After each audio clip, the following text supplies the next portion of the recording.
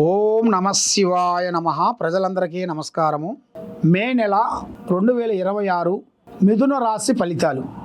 ఈ మిథున రాశిలో ఉండవలసిన వాళ్ళందరికీ అదృష్ట బలము, జీవిత బలము, యోగ బలము, నక్షత్ర బలము, స్థాన బలము. స్థాన బలం అనగా ఇల్లు. మరి ఎన్నో రోజుల నుంచి ఇల్లు ఎదురు చూస్తున్న కొన్ని కలలు, మరి బాడిగింట్లో ఉంటూ ఎన్నో రోజుల నుంచి బాధపడుతూ సొంత ఇంటికి వెళ్ళాలని వాళ్ళ మనసులో ఉండాల్సిన కోరికలు నెరవేరే టైం వచ్చేసింది. మరి ఈ రాశిలో ఉండవలసిన వాళ్ళందరికీ రాజయోగం అనేది గజకేసర యోగం అంటారు. అలాంటి యోగం అనేది ఇలా జాతకంలో రాబోతుంది. అది ఆ భగవంతుడు కృపా కటాక్షం వలన అదృష్ట గడియలు అనేది ఎదురొచ్చే మార్గాలు కొన్ని కనబడుతున్నాయి. కాబట్టి మీరు ఏ కార్యక్రమైనా కానీ, ఏ పనైనా కానీ, తొందరపడి ఏ పనైనా కానీ మీరు ముందే మీ ప్లానింగ్ ఎవరికీ చెప్పొద్దండి. ముందు నీ కార్యక్రమం అయిన తర్వాత నెక్స్ట్ ఏం చేయాలో ఆలోచన చేయండి. కాబట్టి ఇది మీరు ముందు చెప్పి లేనిపోయిన సమస్యలు మీరు తెచ్చుకుంటారు. కాబట్టి మీ జాతక యోగంలో చూసుకుంటే ఒక స్త్రీ నుంచి అదృష్ట యోగం కలిసి రాబోతుంది. అంటే ఒక స్త్రీ నుంచి మీకు అదృష్ట యోగం రాబోతుంది. బిడ్డొచ్చిన యాలో, గొడ్డొచ్చిన యాలో, పిల్లొచ్చిన యాలో అంటారు. కాబట్టి ఆ స్త్రీ కాలు పెట్టిన కాడి నుంచి మీకు అష్టౌశ్వర్యాలు, భాగ్యభోగాలు మీకు అభివృద్ధిగా పొందాల్సిన యోగము దగ్గరలోనే కొన్ని కనబడుతున్నాయి.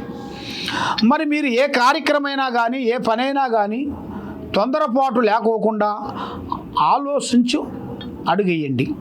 మరి ఇప్పుడు మీ జాతక యోగంలో చూసుకుంటే రాజకీయంలో మీకు అభివృద్ధిగా పొందాల్సిన యోగము, దాంతోపాటు మీకు వ్యవసాయంలో కూడా కొన్ని చేంజెస్, మార్పులు కొన్ని రాబోతున్నాయి. మరి పెద్దవాళ్ళు స్థిరాస్తులు కొన్ని ఎన్నో రోజుల నుంచి ఆగిపోయిన కొన్ని పనులు మళ్ళీ కుదురులోకి రాబోతున్నాయి. మరి మీకు రావాల్సిన డబ్బులు కానీ, మీకు రావాల్సిన ఆస్తులు కానీ ఎప్పుడో భంగమైపోయి ఆగిపోయినాయి కూడా, మీకు ఎన్నో రోజుల నుంచి కోర్టులో ఉండాల్సిన సమస్యలు ఆగిపోయినాయి కూడా ఇప్పుడు మీకు ఈ టైం నుంచి మీకు మంచి యోగం అనేది రాబోతుంది. కాబట్టి తొందరపాటు లేకోకుండా మీరు ఏ కార్యక్రమం చేసినా, ఎక్కడ పోయినా కూడా కొంచెం తొందరపాటు మిమ్మల్ని ఇబ్బందికరమైన సమస్యలు తెస్తుంది. మరి ఆ తొందరపాటును మీరు తగ్గించుకొని ఏం చేయాలి, ఎవరితో మాట్లాడాలి, ఎక్కడ పోవాలి, ఎక్కడ పోతే మనకి ఈ పని అవుతుంది అనేది మనం కొంచెం తెలుసుకొని దానికి సంబంధించిన ఆలోచన అనేది మనకి తీసుకొని పెద్దవాళ్ళ ఆశీర్వాదం తీసుకొని మీరు వెళ్ళినట్టుగైతే తప్పకుండా మీకు జయప్రదంగా అవుతుంది. మరి మీ జాతక యోగాన్ని పెట్టి చూసుకుంటే 3 గ్రహాలు ఘోషిస్తున్నాయి.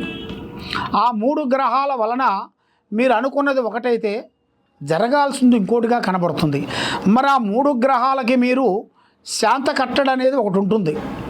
మరి ఆ శాంత కట్టడ అనేది మీరు చేసుకునేట్టుకైతే మీకు లక్ష్మి కలిసి వస్తుంది, వ్యాపారంలో అభివృద్ధిగా ఉంటుంది, చేయాల్సిన కుటుంబంలో కూడా సంతాన విశేషాల్లో కూడా మీకు జయప్రదంగా అవుతాయి. మరి ఎన్నో రోజుల నుంచి కళ్యాణం కానీ కూడా ఆగిపోయినాయి కూడా ఇప్పుడు మళ్ళీ మొదలయ్యే మార్గాలు కూడా దగ్గరికి వచ్చేసినాయి. మరి ఎన్నో రోజుల నుంచి మీరు చేసే కార్యక్రమాలు కూడా దగ్గరకు వస్తున్నాయి, దూరం అవుతున్నాయి. మరి ఏది చేసినా కూడా ముందుకు వచ్చేసి వెనక్కిపోతుంది. కాబట్టి అలా కాకోకుండా మీకు అతి దగ్గరలోనే మీకు విజయవంతమయ్యే మార్గాలు కూడా అతి దగ్గరలోనే ఉన్నాయి. కాబట్టి మరి మీరు చేయాల్సింది మరి ముఖ్యంగా శ్రీ వెంకటేశ్వర స్వామిని పూజించండి.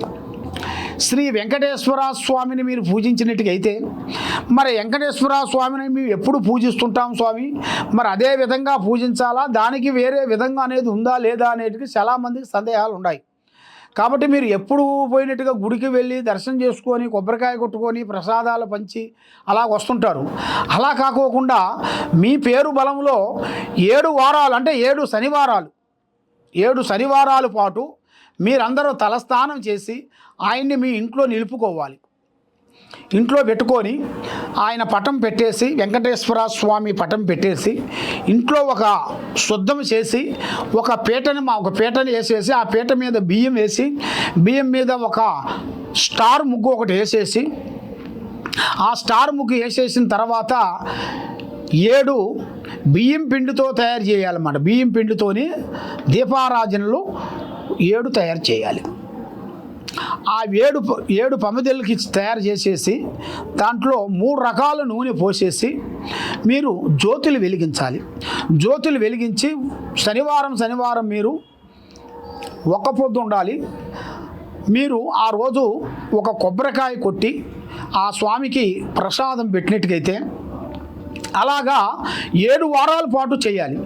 7 వారాల పాటు చేసిన తర్వాత లాస్ట్ 7వ వారం రోజున మీకు దగ్గరలో ఉండవలసిన వాళ్ళకి చిన్న పిల్లలు కానీ పెద్దవాళ్ళు కానీ ఒక 5 మందిని పిలిపించి, లేదా కొంతమంది భార్యాభర్తలు జంటలు ఉంటారు, వాళ్ళని ఒక 2 ఫ్యామిలీని తీసుకొని పిలిపించేసి మీరు ఆ రోజు భోజనం అనేది వాళ్ళకి పెట్టాలి, అన్నదానం చేయాలి.